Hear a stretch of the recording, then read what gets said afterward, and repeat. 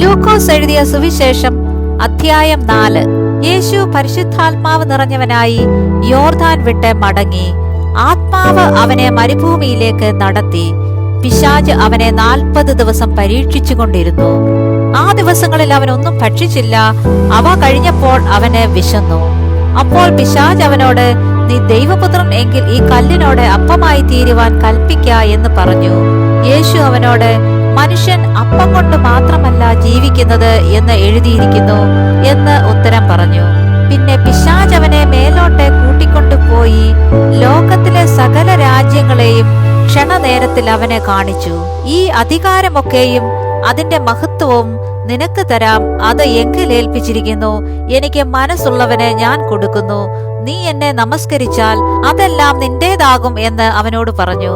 യേശു അവനോട്, നിന്റെ ദൈവമായ കർത്താവിനെ നമസ്കരിച്ച് അവനെ മാത്രമേ ആരാധിക്കാവൂ എന്ന് എഴുതിയിരിക്കുന്നു എന്ന് ഉത്തരം പറഞ്ഞു. പിന്നെ അവൻ അവനെ യെരുശലേമിലേക്ക് കൂട്ടിക്കൊണ്ടുപോയി ദേവാലയത്തിന്റെ അഗ്രത്തിന്മേൽ നിർത്തി അവനോട്, നീ ദൈവപുത്രനെങ്കിൽ ഇവിടെ നിന്ന് താഴോട്ട് ചാടുക.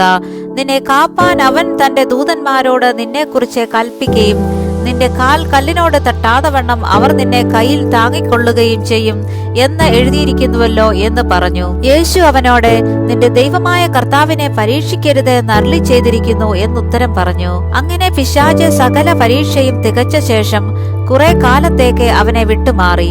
യേശു ആത്മാവിന്റെ ശക്തിയോടെ ഗലീലയ്ക്ക് മടങ്ങിച്ചെന്നു. അവന്റെ ശ്രുതി ചുറ്റുമുള്ള നാട്ടിലൊക്കെയും പരന്നു. അവൻ അവരുടെ പള്ളികളിൽ ഉപദേശിച്ചു. എല്ലാവരും അവനെ പ്രശംസിച്ചു. അവൻ വളർന്ന നസ്രത്തിൽ വന്നു. ശബത്തിൽ തന്റെ പതിവ് പോലെ പള്ളിയിൽ ചെന്ന് വായിപ്പാൻ എഴുന്നേറ്റ് നിന്നു. യെശയ്യാ പ്രവാചകന്റെ പുസ്തകം അവനെ കൊടുത്തു. അവൻ പുസ്തകം വിടർത്തി. ദരിദ്രന്മാരോട് സുവിശേഷം അറിയിപ്പാൻ കർത്താവിനെ അഭിഷേകം ചെയ്യുകയാൽ അവന്റെ ആത്മാവ് എന്റെ മേലുണ്ട്. ബദ്ധന്മാർക്ക് വിടുതലും കുരുടന്മാർക്ക് കാഴ്ചയും പ്രസംഗിപ്പാനും പീഡിതന്മാരെ വിടുവിച്ചയപ്പാനും കർത്താവിന്റെ പ്രസാദവർഷം പ്രസംഗിപ്പാനും എന്നെ അയച്ചിരിക്കുന്നു എന്ന് എഴുതിയിരിക്കുന്ന സ്ഥലം കണ്ടു. പിന്നെ അവൻ പുസ്തകം മടക്കി ശുശ്രൂഷക്കാരന് തിരികെ കൊടുത്തിട്ട് ഇരുന്നു. പള്ളിയിലുള്ള എല്ലാവരുടെയും കണ്ണ് അവങ്കൽ പതിഞ്ഞിരുന്നു. അവൻ അവരോട്, ഇന്ന് നിങ്ങൾ എന്റെ വചനം കേൾക്കയിൽ ഈ തിരുവെഴുത്തിന് നിവൃത്തി വന്നിരിക്കുന്നു എന്ന് പറഞ്ഞു തുടങ്ങി. എല്ലാവരും അവനെ പുകഴ്ത്തി. അവന്റെ വായിൽ നിന്ന് പുറപ്പെട്ട ലാവണ്യ വാക്കുകൾ നിമിത്തം ആശ്ചര്യപ്പെട്ടു. ഇവൻ യോസഫിന്റെ മകനല്ലയോ എന്ന് പറഞ്ഞു.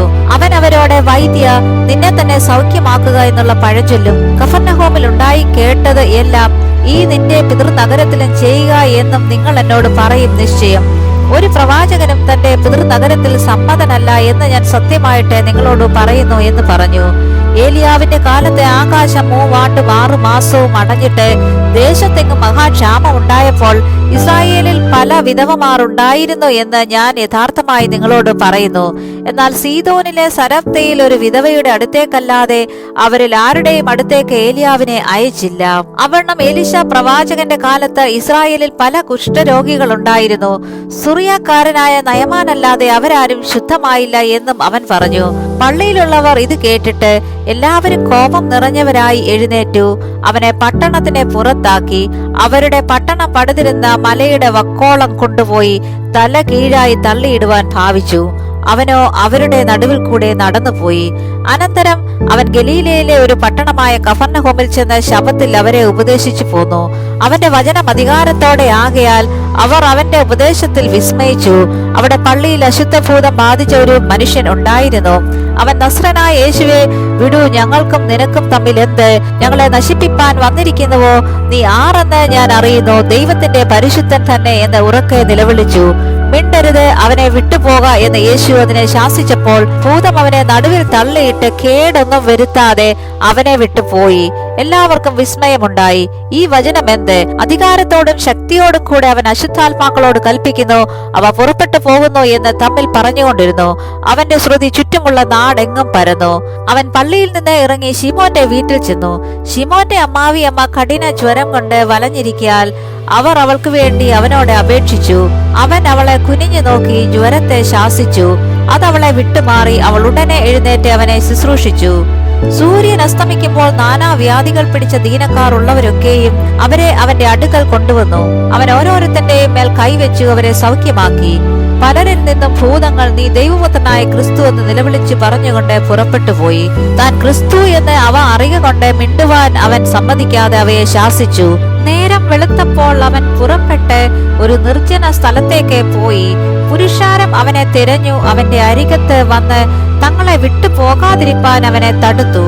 അവൻ അവരോട്, ഞാൻ മറ്റുള്ള പട്ടണങ്ങളിലും ദൈവരാജ്യം സുവിശേഷിക്കേണ്ടതാകുന്നു, ഇതിനായിട്ടല്ലോ എന്നെ അയച്ചിരിക്കുന്നത് എന്ന് പറഞ്ഞു. അങ്ങനെ അവൻ ഗലീലയിലെ പള്ളികളിൽ പ്രസംഗിച്ച് പോന്നു.